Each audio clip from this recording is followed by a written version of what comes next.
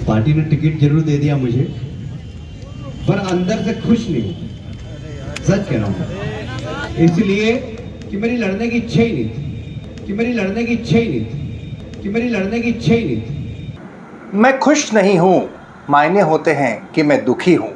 कबीर ने कहा था कि कबीर दुखिया सब संसार। सुनिए तो सही, सोचिए तो सही, सबके अपने अपने दुख हैं। भला इस कलयुग में सुखी है कौन? तभी तो एक तरफ जहां लोग पार्टी के अदर टिकट के लिए दुनिया भर के जतन कर रहे हैं, कोई सा दर नहीं छोड़ते जब मन्नत न मांगी हो, और दूसरी तरफ टिकट मिलने से ये नेता दुखी हैं। जी हाँ, दुखी केवल कैलाश जी नहीं हैं, दुखी नरेंद्र सिंह तोमर भी हैं, शिवराज सिंह चौहान भी हैं। सबके अपने दुख हैं, सबकी अपनी अपनी तकलीफ़ें हैं, सबकी अपनी अपनी वजह हैं। सियासत में इन्हीं वजहों पर बात करेंगे। नमस्कार, मैं हूं भुवनेश सेंगर। विधानसभा चुनाव के सियासत को अलग नज़रिए से देखना हो तो दिल लपेटा को ज़रूर सब्सक्राइब करें। तो वाकई सबके अपने अपने दुख हैं, पीड़ा है, तकलीफ है। सबसे पहले बात करते हैं दिग्गज नेता राष्ट्रीय महासचिव कैलाश विजयवर्गीय की। जी जतन से लगे थे जन आशीर्वाद यात्रा में। अमित शाह ने कान में न जाने कौन सा मंत्र फूंक दिया था कि ऐसे भिड़े थे कि लोग कह रहे थे कि मानो इन्हें कौन सा वादा कर दिया हो। पार्टी आलाकमान ने कहा कि आपको कोई जिम्मेदारी देंगे, आप तैयार रहिएगा। ये बात बिल्कुल हकीकत है। हमारे सूत्र बताते हैं कि पार्टी के जो आलाकमान का मतलब है जेपी नड्डा भी उनको नहीं कहते। आलाकमान का मतलब प्रधानमंत्री नरेंद्र मोदी, गृह मंत्री अमित शाह। उन्होंने भी भनक न लगने दी कि आखिर वो जिम्मेदारी होगी क्या। जब दूसरी लिस्ट आई तो माथा ठनक गया। कहा था कि बड़ी जिम्मेदारी के लिए आप तैयार रहिएगा, जो भी जिम्मेदारी ले तैयार रहिएगा।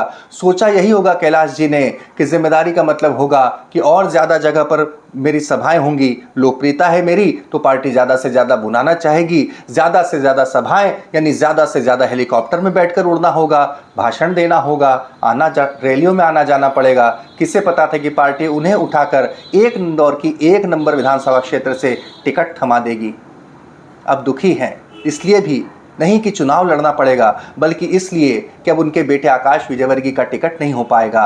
बड़े जतन के साथ और जिस तरीके से आला कमान से विरोध, वंशवाद के विरोध का दंश झेलकर भी उन्होंने अपने पुत्र आकाश विजयवर्गीय को पिछले चुनाव में टिकट दिलवाया था। जीत होती है, करियर सेट होता है। एक बार फिर घड़ी घूम कर वहीं पहुँच गई कि आखिर आकाश विजयवर्गीय का अब टिकट न होगा।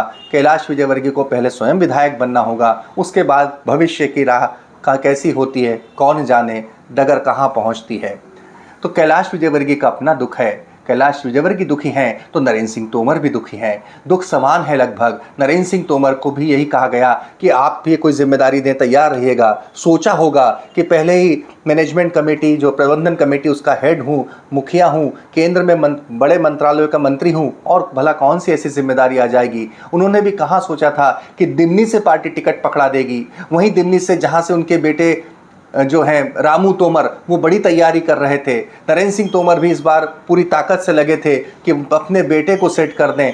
बड़ा मुश्किल होता है कि जब बेटे का करियर सेट हो रहा हो, वहाँ पर बाप को जाकर अपना पराक्रम दिखाना पड़े और बेटे का जो करियर है एक बार फिर वेटिंग लिस्ट में चला जाए। उम्र के इस दौर में बहुत मुश्किल हो जाता है, ख़ास तौर पर मसला जब सियासत का हो। तो नरेंद्र सिंह तोमर भी दुखी हैं। और दुखी की जब बात है, मैंने कहा ना, कबीर दुखिया सब संसार। सोचिए इतने बड़े बड़े दिग्गज दुखी हैं। कोई टिकट न मिलने से दुखी है तो कोई टिकट मिलने से दुखी है। और इन दोनों को, इनके जैसे नेताओं को, प्रहलाद पटेल को, कैलाश विजयवर्गीय को, नरेंद्र सिंह तोमर को, इन्हें टिकट मिल गया तो मुख्यमंत्री शिवराज सिंह चौहान दुखी हैं। तभी तो जिस तरीके से वो कहते रहे थे पूरे मंच पर घूम घूम कर कि मैं सरकार नहीं परिवार चलाता हूँ, उन्हें क्या पता था कि आला कमान उनके परिवार में इसने 10 ताऊ खड़े कर देगा। ये कंडीशन हुई कि आखिर जब इन दिग्गजों को टिकट मिला विधानसभा चुनाव का, वो चाहे कैलाश विजयवर्गीय हों, प्रहलाद पटेल हों, मुख्यमंत्री शिवराज सिंह चौहान की बधाई, प्रतिक्रिया, शुभकामनाएं 13 घंटे के बाद आई। अगले ही दिन उन्होंने मंत्रालय में बाकायदा एक फेयरवेल स्पीच जैसी दे डाली। ये भी जिसके मायने यही थे कि अच्छा चलता हूँ, दुआओं में याद रखना। सबके अपने अपने दुख हैं, सबके अपने अपनी तकलीफ़ें हैं।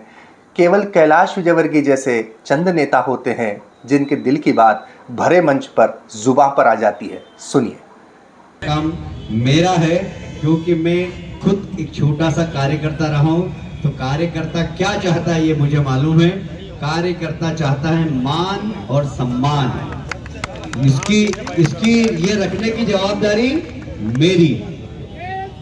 ये आपको मैं वादा करता हूँ। तो मैं आपके चरणों में फिर से एक बार प्रणाम करता हूँ। मुझे मालूम है, मैं सच कह रहा हूँ, मैं गणेश जी की तरफ हाथ करके कह रहा हूँ, पार्टी ने टिकट जरूर दे दिया मुझे, पर अंदर से खुश नहीं हूँ।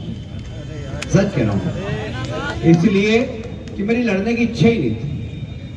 1% भी इच्छा नहीं थी। एक माइंडसेट होता है ना लड़ने का, अपने को तो जाना भाषण, अब बड़े नेता हो गए, अब हाथ जोड़ने का जाएंगे तो भाषण देना और निकल जाना, भाषण देना और निकल जाना, ये सोचा था हमने तो प्लान ये बनाया था कि रोज 8 सभा करनी है, 5 हेलीकॉप्टर से और 3 कार से, इस प्रकार रोज 8 सभा करनी है इस पूरे चुनाव में। और ये सब प्लान भी बन गया था, पर आप जो सोचते वो होता क्या, भगवान की जो इच्छा होती है वही होता है।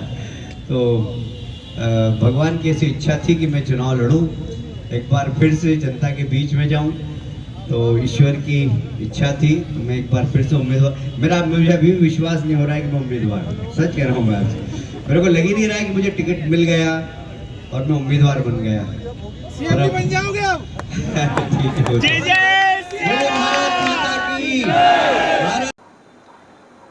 इंदौर में 1 नंबर विधानसभा क्षेत्र के प्रथम जब वो पहुंचे तब उन्होंने स्टेज से कैलाश विजयवर्गीय ने ये बात क्या कही, इसको लेकर कांग्रेस ने भी मुद्दा बना लिया।